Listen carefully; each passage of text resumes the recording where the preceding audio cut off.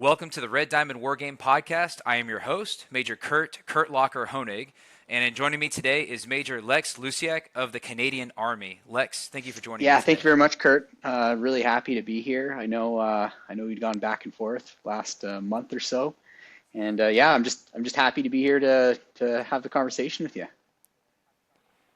Yeah, absolutely. Please note that all opinions expressed are entirely those of the participants and do not reflect the United States Marine Corps, the Canadian Armed Forces, their units, or any other organizations of which they are a part. So, Lex, let me let you kick us off by giving us a breakdown of your history, your background of how you reached where you are today, and how wargaming came to be a part of that background. Yeah, so first off, my name's Major Lex Luciak. I'm in the Canadian Army. More specifically, I'm an infantry officer in Princess Patricia's Canadian Light Infantry. That's my regiment here in Canada. Originally born and raised in a small town, actually just not too far from the Montana-Canada border, just outside a city, and I'm not making this up. The name of the city is Moose Jaw, Saskatchewan. Uh, and yeah, so I went through our regular officer training plan. I did my undergraduate at the Royal Military College of Canada. After that, went through my basic infantry officer phase training and did my first stint as a platoon commander at our 3rd Battalion, Princess Patricia's Canadian Light Infantry. So I'll use PPCLI for short. It was a light Of infantry course. battalion. Uh, did a short stint with the British Army. I did an exchange with the 3rd Battalion of the Rifles over there in Edinburgh, Scotland. Okay. And then came back. I did my officer commanding stint again with 3 PPCLI. And then in terms of operations, I was deployed on our first rotation in Latvia as part of the enhanced forward presence for Operation Reassurance. And that's our ongoing commitment to the Baltic region. And then as well with the British Army, I did a deployment with them to Iraq as part of Operation Shader. And yeah, here I am today. I'm working actually right now for the 4th Canadian Division in Toronto, Ontario as the G3 operations. Outstanding. And throughout all of that career, how did you get into wargaming? Uh, so to be honest, it wasn't necessarily deliberate. Coming back from the UK, I was working as a observer controller trainer at our version of whether it be NCT or 29 Palms. I was working at the Canadian Maneuver Training Center, and this is just after the onset of COVID, and I knew that I was going into my tenure as officer commanding. So here in the Canadian Army, we do our OC stint, or doing our company commander stint as majors. And I was looking for a way that I could get the tactical sets and reps in um, without having soldiers. And so just so I could set myself up for success, not only in my day-to-day job as an OCT, so I made sure like I had a good idea of what I was talking about when I was giving debriefs to exercise participants, but as well, so once I actually got back in the seat, I'd given myself a proper refresher, and I was ready to assume command. So during that time is when actually, to be honest, a really good resource that I got into was listening to Marine Corps University's Brutecast, and I know Ian Brown was the host at that time. And what really resonated with myself was actually at one point he'd either made mention. Actually, I forget whether he either made mention or there was an interview with one of my former company commander up here and mentor, Lieutenant Colonel Cole Peterson. And from there, I just I kept looking for resources, and I got more and more into it. And next thing you know, I'm at the Canadian Forces College, completing the Joint Command and Staff program. And they were looking for wargamers and looking for a wargaming team to take to compete in the MCU's Top Tactics 24 tournament. And yeah, the rest is history. Yeah. Absolutely. It's very fascinating how many of the guys that I have talked to, it was the Top Tactics 24 tournament that got them into wargaming. And so that once again highlights the hard work that Tim Barrick has done as the Marine Corps University's wargaming director by creating the wargaming cloud. So obviously you are a part of that cloud, as am I. It's available for use by partners and allies as long as they are actively participating in some of the different Marine Corps University wargaming tournaments. So you got to experience Top Tactics, but I know you've also participated in Napoleon at War. So you started with Top Tactics 24. How did you end up in the Napoleon at War tournament? Actually, it was vice versa. So thank you for reminding me of that. Okay. Um, so Yeah. through my I guess my wargaming professional military education journey, um, I'd stumbled upon some of the work that was being done at the U.S. Army's CGSC, and specifically the work Okay. of Mike Dunn and Dr. James Sturett. And Yep. I knew that they were running the odd like war game night or wargaming evenings online. So I'd Okay. hopped in on one of those, and I don't think it was necessarily like a U.S. Army event. It was just a bunch of folks online, specifically on Discord, Yep. and I was chatting with them. Uh, and then as well, I'll make a quick plug here for another organization that was fundamental for my development and my understanding and learning of wargaming is really as well as Fight Club International. So Hmm. at that same time, I'd become a member of Fight Club, but there was a lot of U.S. Army folks within that organization, and eventually, like I said, I'd made my way to chatting with Dr. Sturett, and he said, "Yeah, I got a newsletter.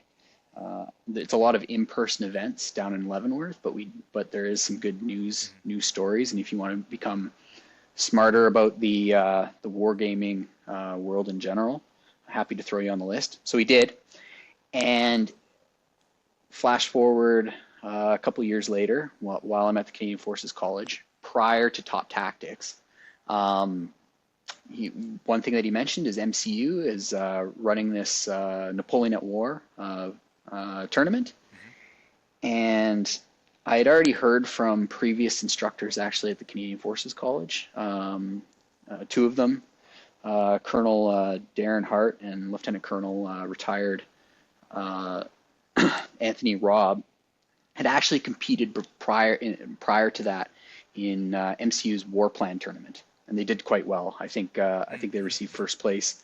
They were subsequently on a MCU podcast discussing that. But I knew that they had access to the MCU cloud. Uh, they were praising it about how it was just a phenomenal tool to link wargamers together. It was intuitive, and it got right to the point, just focusing on the tactics and focusing on building lessons learned based on what you're doing in those programs. So I saw that as my opportunity. I had hopped on to sign up for the Napoleon at War tournament. It was fantastically run. So what I really liked specifically about Napoleon at this tournament is the linking between training education, training in general, and then the focus on drills and SOPs. So it was fantastic because what Mr. Barrick did in terms of the education piece is he had one of the subject matter experts at MCU, one of the doctors there, speak to, I believe it was the battle of Wagram, and so you got that background and education piece before you went into the tournament itself, and then you got to play the tournament, but you also played it with the appreciation of what actually happened on the ground before you went into it. So that education check in the box was done, and then you could start focusing on those tactics and having a more nuanced understanding of why they did what they did at that time. Because of course, Napoleonic tactics are not necessarily the same tactics that you'd see today, right? Because I know when I Yeah, when I absolutely. started that tournament, I I was like, okay, I got cavalry here. What do I do with cavalry? What's going on here? But then you start to learn the difference in terms of like rate of advance and different capabilities Mhm. and how that all comes together uh, to defeat an enemy or become defeated in all the same.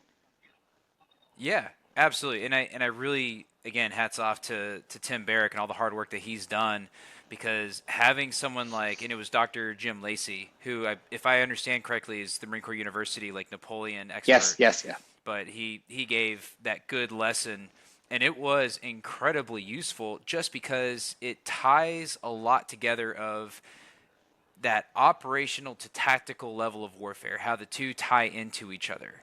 And that was something that I think the Napoleon at War tournament really highlights, because you create this problem set and you have the way Napoleon did it, which is also a reflection of the choices that his opponents made. And emphasis on opponents being plural. That was a part of what made Wagram in particular so interesting, is because he's fighting a coalition. And each of those forces has a different capability. It has a different attitude as to the proper way to attack this Napoleon problem. And Napoleon seeks to exploit that. But it also ties right into the way you're describing, where it's like, how do we tactically, we professional, modern military officers, apply this kind of old school capability? And what it does is it forces us to not look so much into the capabilities of each unit, but really how do we apply the principles of war using the units that we have available? Do we mass? Do we try to use speed or surprise? Like, do we try to do these other things, right? How do we sustain our unity of command in the fact that we are the commander? We are moving every single piece around, but that's not always easy. We can't spread the forces out too far because they're going to defeat us piecemeal. We can't mass too close because then they're just going to exploit the area that we left unguarded. And I really valued a lot. I didn't have a ton of success in that tournament, but I did learn a lot, and I'm looking forward to the next round, or the next season, I should say, of Napoleon at Yeah, War. like full disclosure, I got absolutely smashed. Absolutely smashed. It Yeah, was a bloodbath. That's not important. The important is the lessons that came out of that were correct. absolutely Yep. fantastic. Like, and I mean, Hmm. if I wouldn't have competed in that tournament and I would have looked at it at face value, I'd been like, uh, Napoleonic warfare, man, that's not my jam. Like, I'm not all Right. about that. I want something high speed. We're talking Hmm. multi-domain. I want the best of the best. Like, what am I going to learn? What am I going to learn from guys on horseback? The answer is a lot.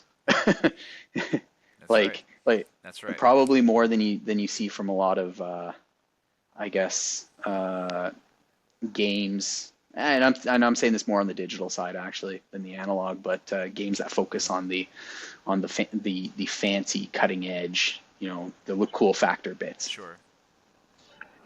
Well, and that's a fundamental challenge of developing modern war games anyway, because the key lessons that we are trying to teach have less to do with the capabilities of the different weapon systems than it is the tactics of employing those systems to achieve an operational objective. And that's just a lot of, it sounds like very technical jargon, but the idea is that if the game is so focused on how to employ a specific drone, then what you're not teaching someone is, how do I employ a drone in such a way that it helps me actually seize an objective? And that's that give and take of the different games that are out there. The ones that are more successful are going to be the ones that don't get bogged down into the specific technologies. It has a way to portray that technology and the effects of that technology while still actually challenging you to employ them tactically to achieve an operational objective. And I think one of the other games, so talking about Top Tactics, that does that really well is Company Commander Modern. So, what was your experience with Top Tactics 24? How did that go for you? Uh, so in terms of Top Tactics 24, um, so full disclosure, it was probably when I was at the peak of my workload on my professional side, going through the Joint Command and Staff program. Sure. So at first I was like, all right, I'll sign Yeah. up for this, but you know what? In the back of my mind, I was going, you know what? This is probably going to be like Napoleon at War. I'm probably going to get absolutely crushed first round. and we'll go from there. But the one thing that I like the most about Company Commander is A, how quick you can play the rounds, and B, how intuitive, and you get the most bang for your buck. And what I mean by bang for your buck is I can spend the least amount of time trying to figure out the system while reaping the most benefits in terms of lessons learned pertaining to the employment of units, their capabilities, and again, employing them within the scope of the principles of war. Yeah. And I really like that. So going back to the tournament itself, like there is a whole scope of capabilities within the rounds that we played that are things that I've never touched in terms of capabilities, or they're just things that are just within the Canadian Army. They're just coming online now. So a lot, and I would argue with a lot of Western militaries, we do not necessarily have the doctrine, tactics, and SOPs in place to employ these systems. I'm thinking specifically with the amount of loitering munitions that we used while we were playing Sure. top tactics, and it was really good because once you got an idea for how to employ those units, whether they were actual physical like representing human units, or whether they were machines such as loitering munitions. Once you figured out that mobility, protection, and firepower kind of triangle and where they sat within that, it was great. It was really good.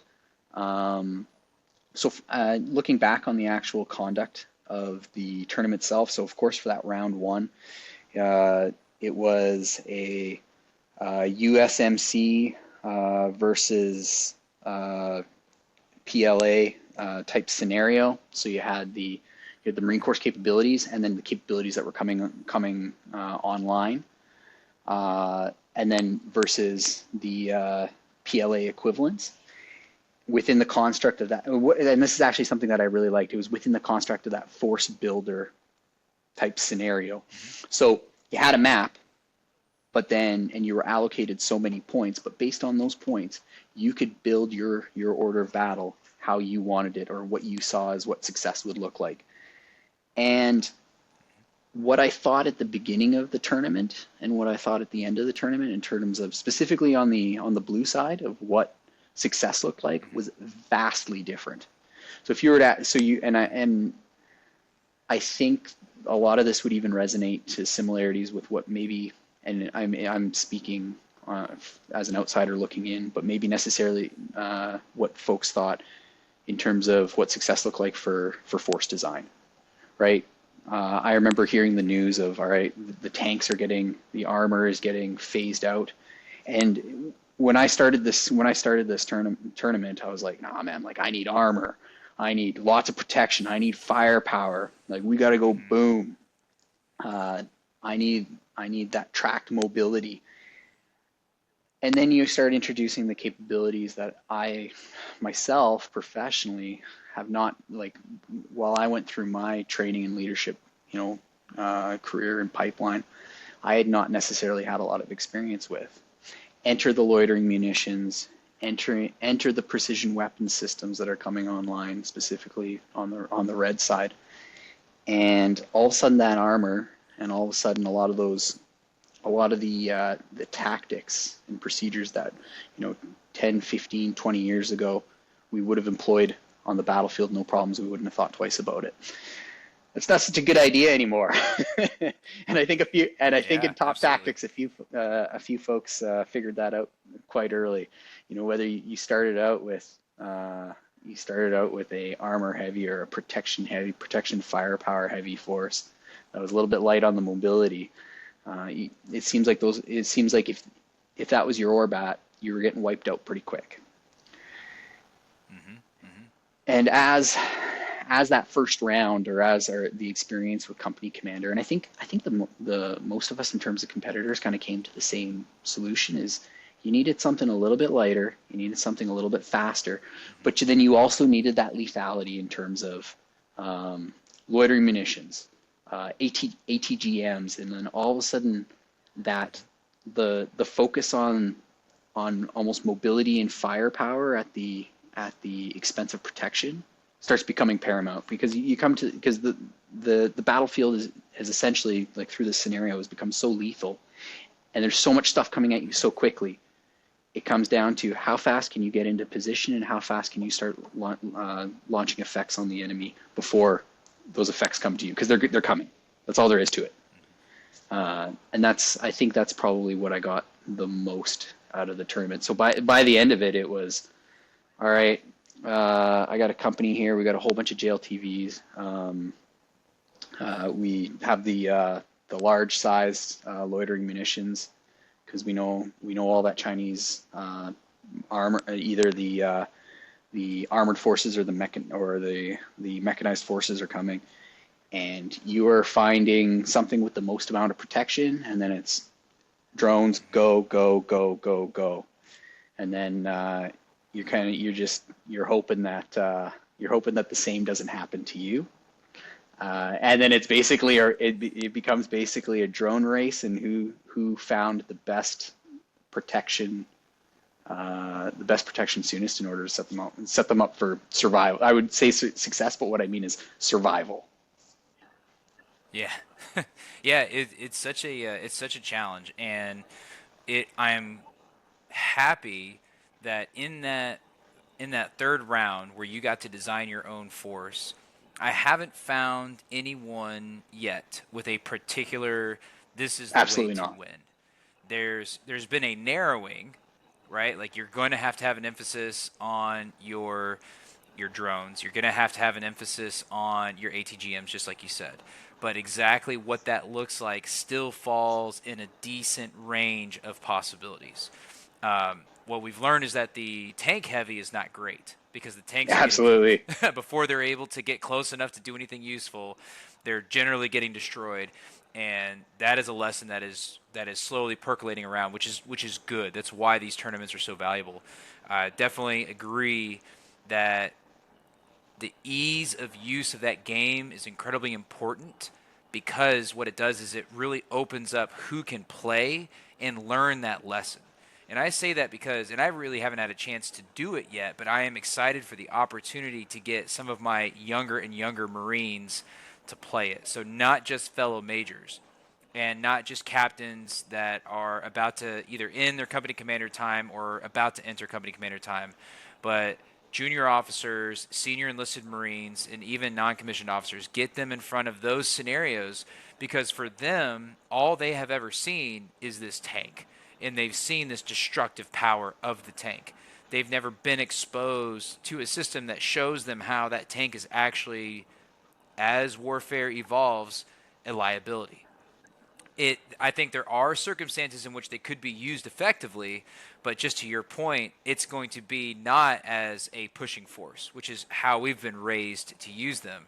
That's a keep them back, shape fires in such a way that then they have the ability to push forward and do some of their damage.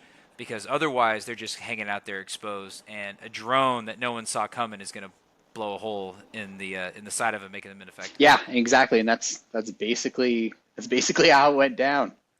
Yeah. So I overall, looking at the game itself and its utility as a tool to teach tactics, to be honest, I haven't seen anything that concise. I haven't come across anything that concise yet.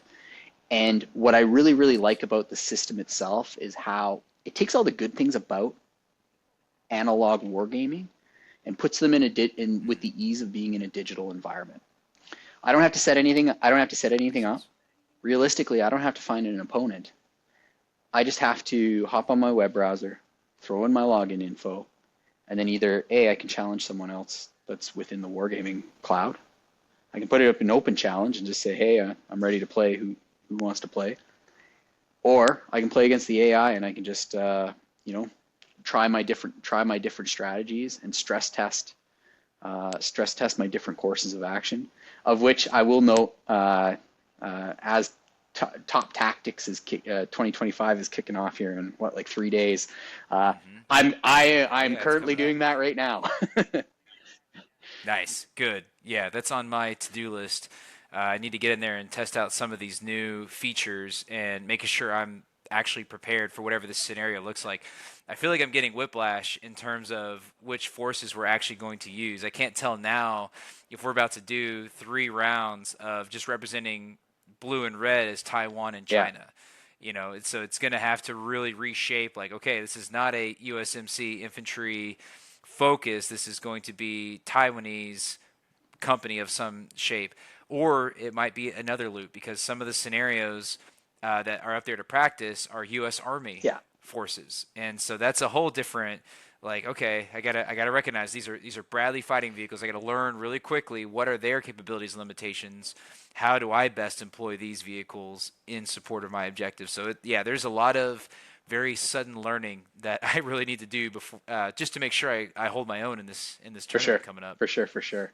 And I know for myself, like it's starting from scratch, right? Because I mean, generally we know, like on the Canadian side, I mean, you guys have the LAVs, we have our Lav sixes, so like there's definitely a understanding there.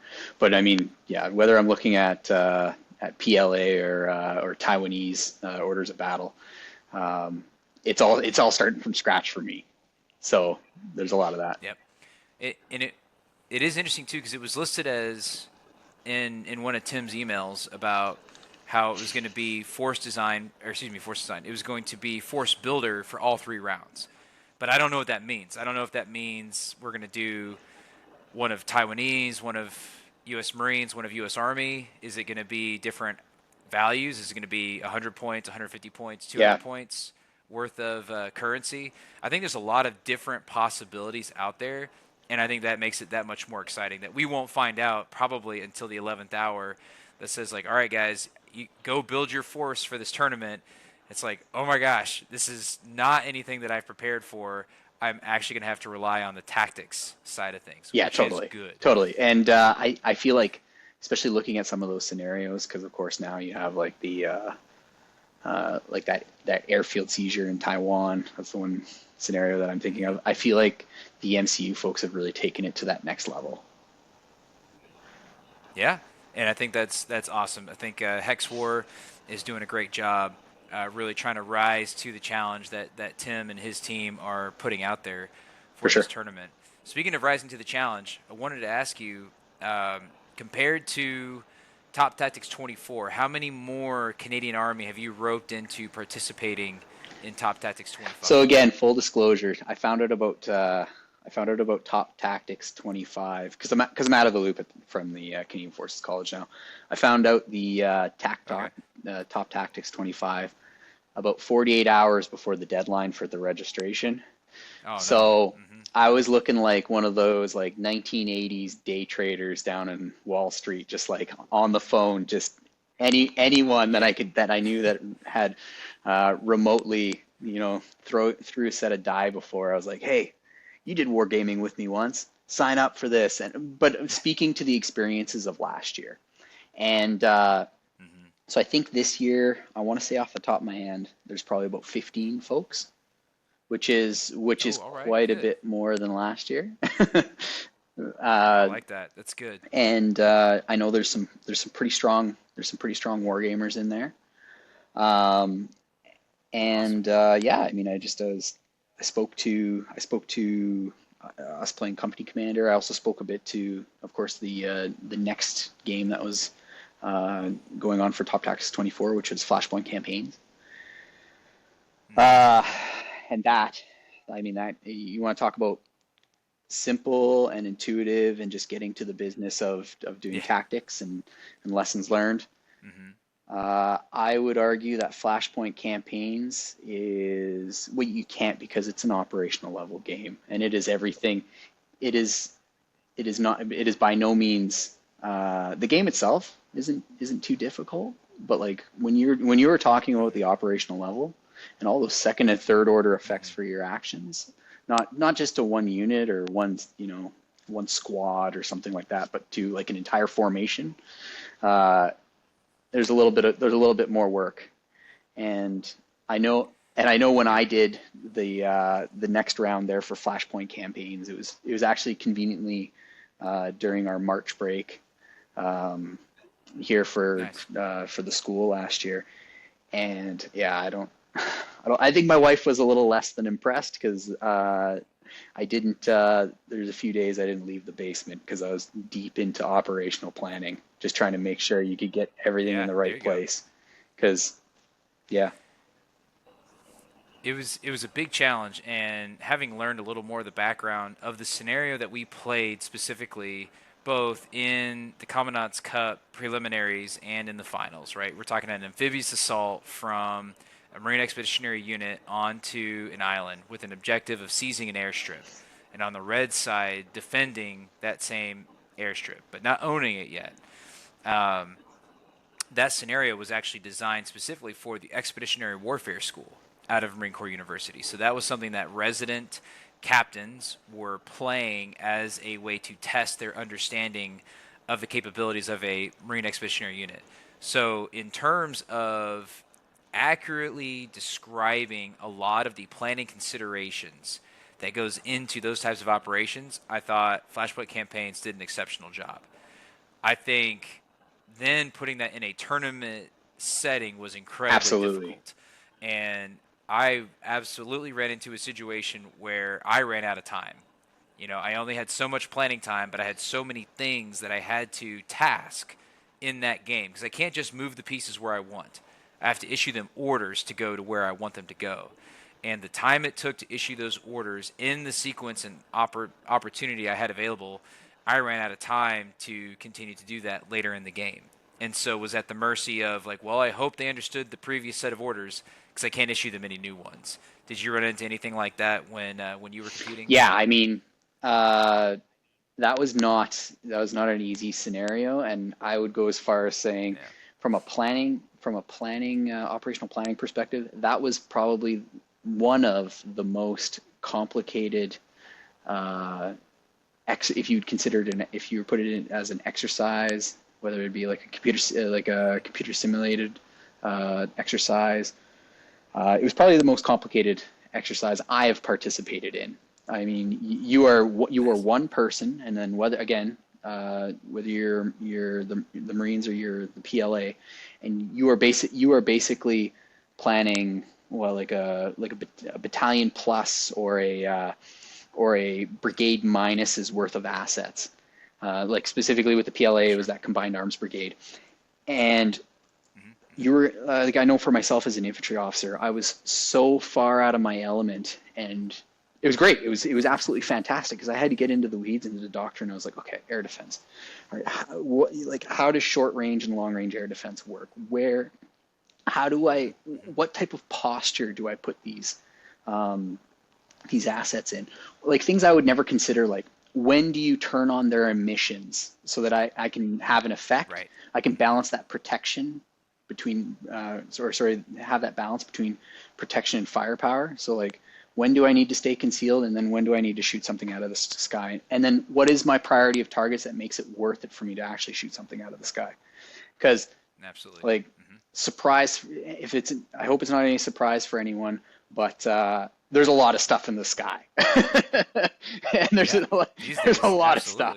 absolutely. So it's building that priority targets list. Um, there's just so many other considerations that, again, when I harken Hmm. back to my training, when I was going through like my formative years in my career, these are just things that just simply didn't exist. For sure. Or there was always the, I guess, the assumption that there was a certain level of whether it be air superiority or just or dominance on the Correct. battlefield.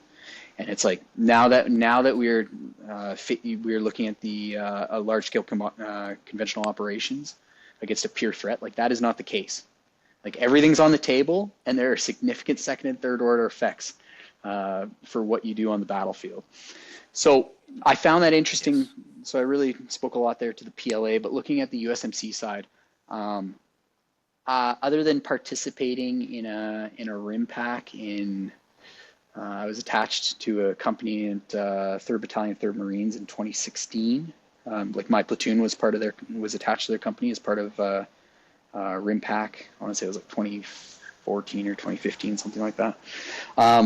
Other than that very narrow experience, like I don't have experience conducting amphibious operations. So looking at the Sure. different types of landing crafts, looking at the different how to conduct the loading, how that's going to work sequentially once, because I mean for the scenario itself, right? You're you are an ME. You just correct me if I'm wrong, but you're an MEU, and then you have to conduct an air assault into into an airfield and to the south. Slash, you also have to do an amphibious landing at a series of beaches near that airfield, and then simultaneous to that, the PLA are coming from the north with their combined arms brigade. So balancing that, what needs to go via air, what needs to go via sea, where are we going to land, and how to integrate all that plan. So I mean, looking at it in multi-domain operations context, how to achieve that convergence at the right place at the right time was really, I found it, well, I mean, I think for anyone, it was very, very difficult, but very rewarding. So Mm-hmm. when it came to the actual tournament itself, when we had to play it live and it was timed and the clicker was on, I Mm-hmm. so I played my round as like full disclosure, played my round as the PLA, and with the PLA, Nice. to be honest, there's a little less coordination because Yeah. you got to rush down there. You got to make sure that the mass is Mm-hmm. there, but you got to rush down there, Yes. and you basically the firepower has to hit those beaches, and hoping it's the right beaches. It's got to hit those beaches and it's got to hit that airfield as quick as possible. So Yep. I did have a little bit of an easier go at it, but if the roles were reversed and I was playing as the Marines in that scenario, I think a lot of it is you got to go with your gut. You got to draw a line in the sand saying, okay, like I need to be done my load plan and this needs to be executed by this time, and you Yep. just you go with the plan that you have. You essentially settle with that what you have, and then when you get on when those Marines land, whether it be via air assault or from amphibious landing, um, your plan, that is your start state, and that is Yep. step one or once you move into the execution, that is step one in your tactical problem. And I feel like Mm-hmm. the real test there from there on is how you deal with what you've what you're settling with in order to set yourself up for success for the subsequent phases of the operation. Yeah, absolutely. And it's fascinating to learn, having personally never been on a Mew, and it was very funny that as a subscriber to the Marine Corps Gazette, there's a short essay contest. You know, what does the Mew of 2035 look like? And like what a great question. 10 years from now, with the same amphibious ready group assumption, so one big deck, two smaller deck with naval vessels, what does the marine component look like to the Mu ARG combo? And I drew so much on my Flashpoint campaign's experience because in the sort of rehearsal that we got to do in the prelims and then the actual execution in the finals for the Commandant's Cup, I learned that I don't really have a use for an LCU. The landing craft utility is slow. I don't really have a lot of value for a slow craft. I get that it can carry more, but I can offload more with multiple rounds of the air cushions, Yeah, the LCACs, going back and forth than I can with one LCU just kind of for trolling sure, around. for sure, for sure. And that's an important lesson. And then also recognizing like at what point I launch my amphibious combat vehicles, that makes a big difference because I didn't get a chance to test that in my preliminary round. And so in the finals, I'm just like, launch, get out there, go. And these suckers are bobbing like all the way through the water. And that was a waste of time. I really missed a lot of opportunity to get those guys ashore and in a position where they could really contribute to the fight rapidly. So that was a big lesson learned. At the same time, what I did well was recognize the value of the different air platforms. I used the Ospreys to move people, and I moved them quickly. I used the 53s to move my big heavy assets. So I used them to move my howitzers, and I used them to move my air defense systems. Now, that being said, I ended up not issuing the orders correctly. So they were doing it really slowly instead of doing it all at once and fast. So that was a lesson learned. But that was a game mechanism less than it was my planning. But it did reinforce that really important lesson. I was able to get my artillery there and set up. I did have my observers in my ISR assets that are flying around, my UASs, and I was able to just start hitting the different avenues of approach that Red was taking. And had I not done that, I still lost. And that was a like, hey, I messed up in a part of my orders issue, and that's what happened. Is you never can overcome that if Red is doing a good job making their adjustments, and he did. But I destroyed a lot of his assets just by having my artillery in place and able to hit the route because I identified which route he was using, and I just would not stop. And it paid off. Didn't result in a win, but it paid off, and it has become a huge way of how I approach. If I was to design a Mew in 2035, these are the things that I would care about: the speed at which I can get my forces ashore, the ability to not just suppress but to actually destroy things via indirect fire, and then probably most important of all, my ability to find things. So that's not just kind of like smaller UAS systems, but the ability to get a UAS system that's up and able to survive long enough that I can make adjustments based on what I am seeing on the ground. There's nothing that really replaces that ISR capability. Yeah, for sure. And it's funny because as you were describing your strategy there, the first thing that came to mind when I was thinking, okay, so what would I do if the roles were reversed and I was the U.S. At the in-person portion of the tournament at Modern Day Marine there. And the first two things that came to mind is firepower, well, speed and firepower, and it's Yep. going to be those. I don't know doctrinally if it would be deep fires, but it is the fires that are setting the conditions for you to. So if we look at it through how we do targeting within the Canadian Armed Forces, right? We have find, fix, strike, and then exploit. So those deeper assets are doing the finding, the fires are doing the fixing.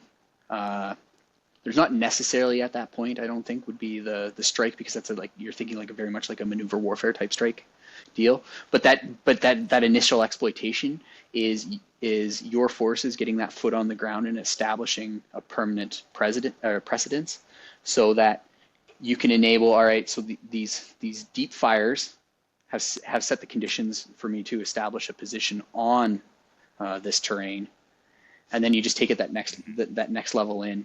And you're starting to look at more of your, I guess I would say, like your mid-range to like the fires that are organic within your organization itself. So maybe not necessarily your attachments, but within that brigade construct. I know you said MEU, but Yeah. in Army terms, the brigade construct. Yeah, but that is also, and that actually segues really nicely into yours and my face-to-face encounter at Modern Day Marine, which was Joint Tactics Arena, produced by one Mr. Tim Barrett. Amazing game, But by the the way. idea Huge that, fan. right? Yes, and I've already told him almost every single episode that we've recorded so far has been nothing but extremely positive feedback about that game. So hopefully he continues to hear that, smiles, and then hurries up and publishes the thing so that I can Totally. buy a copy and start getting some of my Marines playing it, because I want them to play it, because what it does, just like you're describing, it teaches the ever expanding role of the different domains and the different assets that support it. So a Mu only has a finite number of assets that allow it to do just what you're describing: the find, fix, the strike, and the exploit, to use your doctrinal terms. And for us, it's very much the same way. Like, there is a limitation to what that Mew is able to do. And it's by design. It has a smaller footprint for a reason. But what it starts to do is starts making the player think of, in the real world, knowing that there are limited circumstances in which a combatant commander would just use a Mew to achieve something. A Mew realistically is going to be a part of a joint task force. And that joint task force is going to have the assets to really cover all of these different domains. And that's what the Joint Tactics Arena is trying to make us think about. Because now you don't just have a couple of your different maneuver assets. You're going to have an amphibious assault capability. You're going to have an air assault, airborne. You're going to have a ground tank, ground mechanized capability. You're also going to include strike. So you're going to have your long-range missile systems. You're going to have your air defense. And I'm still not hitting everything because at some level you also have that cyber capability and an ISR capability. And not just like, oh, I'm seeing things. No, an actual satellite capability that says, I have a satellite looking down and finding these things. And you have to encompass all of these things. And you came out the victor between you and me on this one. And you've already said that you liked Joint Tactics Arena. And you also tipped your hand a little bit on not knowing with personal experience how to play Joint Tactics Arena. So you used Littoral Commander as a little bit of a framework for how to approach utilizing all these different systems. Would you want to elaborate a little bit on how you did absolutely. So, yeah, well, again, Joint Tactics Arena itself was completely new to me. At that time, I didn't necessarily, and of course, Joint Tactics Arena to a certain degree is a like a spin-off or a derivative of OWS, and I'd had some experience with OWS, but quite minimal compared to we used it much more in the Joint Command and Staff program later on in the program. So by the end of it, I was much more familiar with it. So I had a taste of that. I kind of understood some of the similarities, but again, looking back at the capabilities themselves, especially within the multi-domain construct, like integrating that cyber, a lot of the naval stuff was a new beast for me. So I had to, so I mean, at the end of the day, you fall back on what you know, and I'm a huge fan of Littoral Commander. I got really interested in it, started following it. Actually, I think it was through the Brutecast. There's probably an interview or a discussion there with Sebastian Bay. Ended up hopping on the whether it was a Kickstarter or whether the initial pre-order there with the Dietz Foundation. Got a copy of that, and then I mean, as soon as I got a copy of that, it was I got it while I was a company commander, so it was myself and my platoon commanders sitting in the company conference room, just hammering away at Littoral Commander, putting in those sets and wraps. So I understood multi-domain operations based on that game and the capabilities and being slightly familiar with the capabilities within the game. But in terms of actual doctrine, tactics, anything else that falls under TTPs, didn't really know what I had to do. And I kind of, I fell back on that. Okay, well, what do I got to do? I got to find the enemy first. And of course, there's a certain degree of, especially with the naval stuff, there's a certain degree of concealment. And then, all right, I got to find them, and then I need to mass some sort of fires so they can't do anything against me.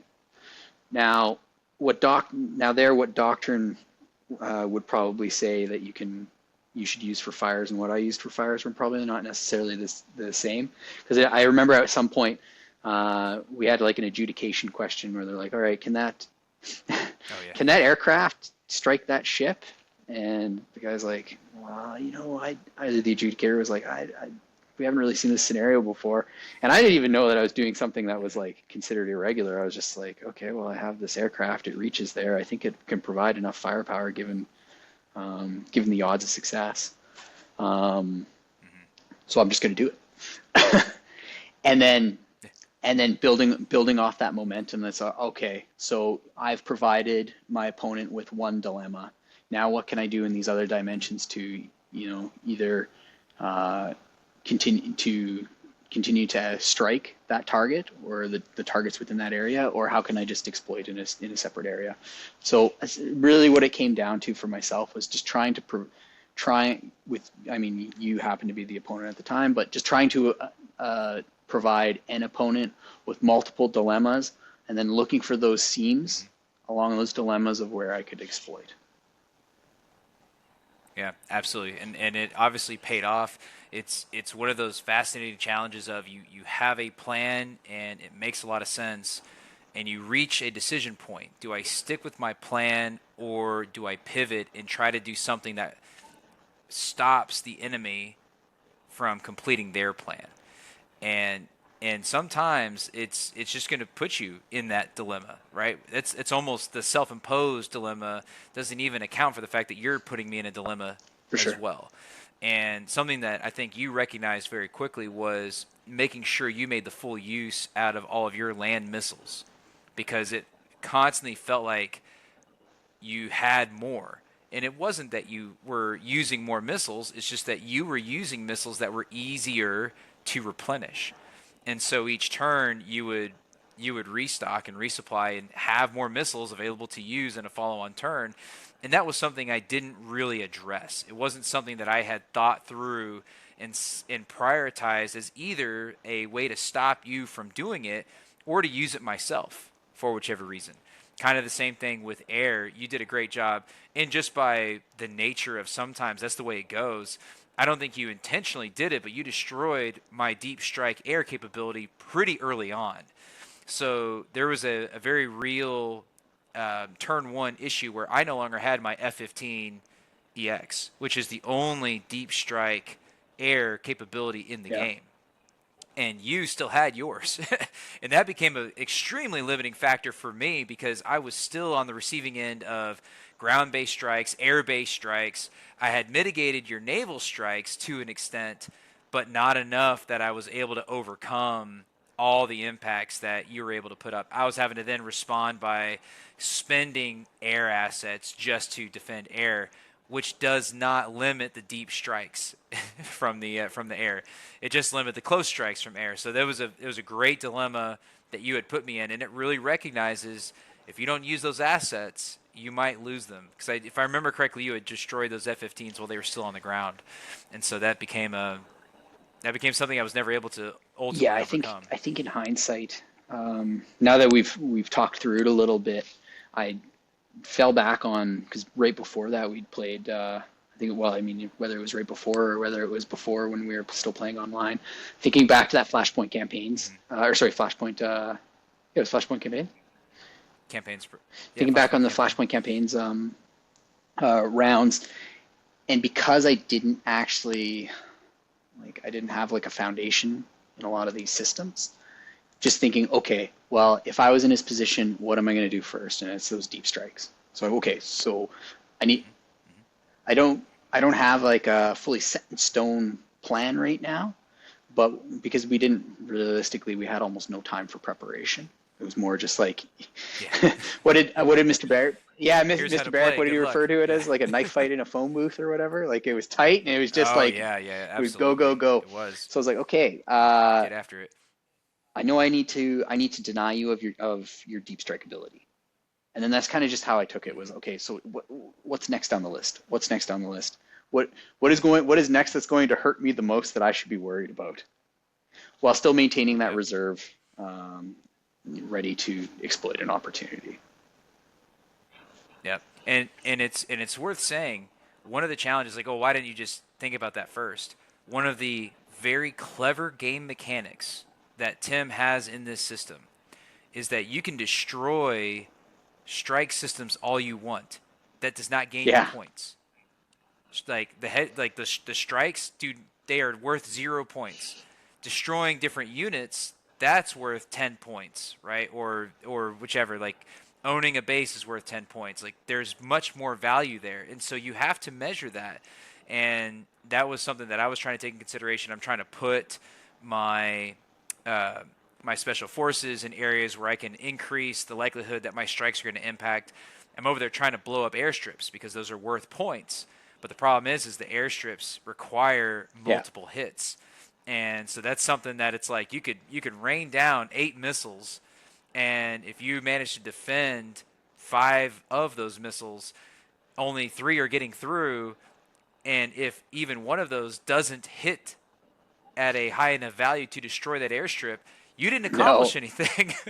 You expended a lot. You didn't get any benefit out of it. So I've got no points. And now you know where my missiles are, and you're continuing to pound away at my strike capability, and it's simply rendering them ineffective. So it ended up working very well, and it resulted in the highest compliment that I gave to Tim that day, which is like, I just spent 3 hours playing this game, and all I want to do is reset the pieces and Absolutely. start over. Yeah, yeah, yeah. Right? Like that is 100% the highest compliment I can pay to a board game, because it doesn't take any bells and whistles. It takes 2 opponents who have great approaches to solving the problem, and it's a completely mirrored force. So there is no advantage. There is no, well, China's been working on these systems, so they have superior ISR and all these things. No, it's a completely mirrored force. So it's purely down to who in the phone booth is going to be more aggressive with their knife, and in that case, it was you, sir. So that was outstanding. Outstanding way to spend 3 hours at Yeah, I Mongolian mean, we had a Wargaming. great time. We had a great time. We learned something, and Hmm. yeah, I mean, I want to do it again. Here I am, Top Tactics 25. That's Fingers right. crossed. We can make. Yeah, get to meet again in DC. I think that'd be great. Well, let me ask you this. So you've talked about getting into wargaming through your war colleges and everything. What efforts are you making? What have you seen work and not work in terms of spreading wargaming throughout the Canadian Army? That's a real uh, tough question. I can't speak to Hmm. Army wide initiatives. I've had some experience Sure. with products, and I've spoke to Okay. people within the Canadian Army community that are that are working on products to promote more gaming within our organization. Hmm. But I can tell you anecdotally what's worked well for me, and also at the same time what's absolutely thundered in and not not worked at all for me. No, and that's incredibly valuable too, because I'm just looking for anything and everything, right? Like Tim, I am doing this podcast to help Tim spread wargaming throughout the Marine Corps. All his efforts through the cloud, that's all that this is. He's coming from the professional military education of the Marine Corps. That's how he's trying to get his foot in the door. And I want to see it continue to pervade through Marine Corps University and all the resident programs. I also want to bring it to Marines. And so I'm absolutely fascinated to hear what the Canadian military, what the Canadian Army is doing, and then what you personally are doing that is working, that's not working, that I can steal, beg, borrow, and steal, and use so that I've got more Marines participating in wargaming and learning the lessons that you and Yeah, I have so learned. I'll start large and then hone in on my own experience. So Yeah. Canadian Army wide, the Canadian Army Command and Staff College in Kingston, Ontario. They've released a game. It's called Commander's Intent, and Okay. you can go on the Army Staff College's website. They have the rules for the game in there, and if you have a 3D printer, I believe they have the files there that you can 3D print the counters. But I mean, you can use anything as a counter. You can just draw up your own chits on a piece of paper, and what you can do with that game is conventional army scenarios, but you can actually use like the grid squares on a map. So there's some Nice. direct Okay. applicability to, Hmm. and I think it's just for that ease of access that okay, we got a map here, we can do some wargaming. We don't necessarily need a map with hexes, and I know to a certain degree from past experiences, if you have you introduce non-war gamers, as soon as they see hexes, I'm not sure kind of what happens there, but they're like, oh, you know, this is different. I'm not sure. There's a little bit of hesitation there, right? If you were to show someone Hmm. in the armed forces, in any armed forces, a map with grid squares, and then the counters that go on top of the grid squares, like a trace, like anything that they've seen Hmm. within their profession, that's natural to them. So you're going to get a little bit more buy-in. So that's what I'm tracking as a an army-wide initiative. I personally am not tracking any sort of initiative in terms of something like the Marine Corps University's Wargaming Cloud. I would absolutely love to see something like that within the Canadian Armed Forces. I think it would be great. Just a interactive venue where, regardless of rank, regardless of background, you just throw in your username, Lex Luciak, right? And then you just play against whoever, and then you get those lessons learned. Now, for myself, in terms of, and I'll take one more step back. So again, I'd mentioned within the Canadian Forces College there, through the Joint Command and Staff Program, they're heavily leveraging OWS. It's an operational level into the strategic level type course. So, and it's fantastic because on that course we have Army, Air Force, and then and naval folks from across the Canadian Armed Forces, and it really helps you learn those separate elements, and then how it all comes together as well with space and cyber to produce effects. 10 out of 10. I think that's a fantastic tool. For myself, and specifically with my experiences for when I was company commander, there was a lot of trial and error for wargaming initiatives, and I started with stuff as simple as Fight Club International has a game called Take That Hill, and I'm not sure if you're familiar with it. It's a linear, like there's an enemy on a hill, and you have a platoon that's broken up into squads or sections for us, and you got to take that hill. And it's like a simple, you can move and not fire, or you can fire, and then it's just you're going up the trace, and then you have to take that hill within so many turns. So it was good for just building the fundamentals of wargaming, but B, the nuances of fire and maneuver.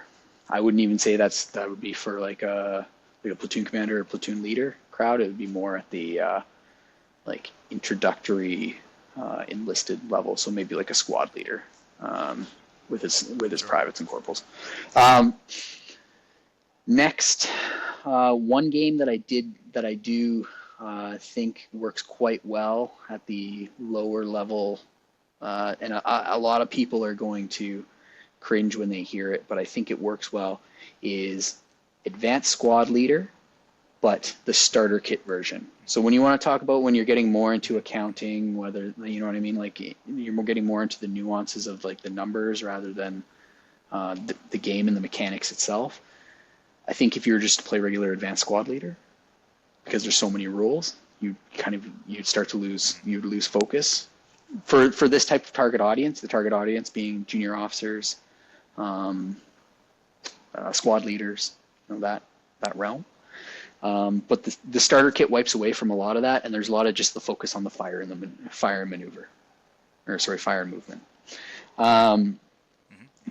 Looking in my own personal experience, looking at specifically the operational level, and not so much the employment of joint or multi-domain effects, but just operationally, how do formations move and what type of posture they're in, and how does that affect what are the second order effects of their movement, their posture, and how they engage with the enemy. There's a game from I believe it's called Thin Red Line Games. They're based in Italy, but the game itself is called Less Than 60 Miles, and it's like a 1985 NATO versus Warsaw Pact scenario. But it's focused on that operational level, and specifically the postures of which the formations are in. So whether they're in like a heavily defensive posture, there's not necessarily any tactical fire movement going on. There's large scale maneuver going on, but a lot of it is dependent on the postures, which set the conditions for what your maneuver is, and then as well like how that affects you and how that affects that formation in terms of when it receives enemy fire, receives enemy effects, and then it also relies heavily on setting the conditions so that your supply lines are able to properly supply your formations. So there's a bit of a logistics focus, okay. But what I really like about that system is it allows you to focus on large scale operational maneuver, and basically how how that big beast is moving across the trace rather than how those individual platoons, combat teams, battle groups, whatever, are moving across the trace. All right. So I would highly recommend that one. And then, of course, lastly, in terms of looking at, say, joint effects and multi-domain warfare, I think the most intuitive would be Littoral Commander. Mm-hmm. And then lastly, if you are looking at a detailed analysis of the operational level within a multi-domain context, it's going to be OWS. Nice. No, those are all great systems, and thank you for breaking those down in such a great way on how they can be applied at the different levels. I don't have experience with all of them, but the ones that I do, I wholeheartedly agree on all the different values. So definitely will keep those in mind as I try my own efforts to bully my Marines into spending up some of their time in playing some of these games. They sound incredibly Yeah, for sure, valuable. for sure, for sure. All right, well, Lex, we've hit up on an hour. I really appreciate all the time and the interest that you've had. I really look forward to seeing how you do in Top Tactics 25, and hopefully things go well. We'll get to meet again across JTA in the next Yeah, Commodores sounds Cup. fantastic. Thanks again for having me today, and fingers crossed. Looking forward to talking again. All right, thanks, brother. Appreciate it.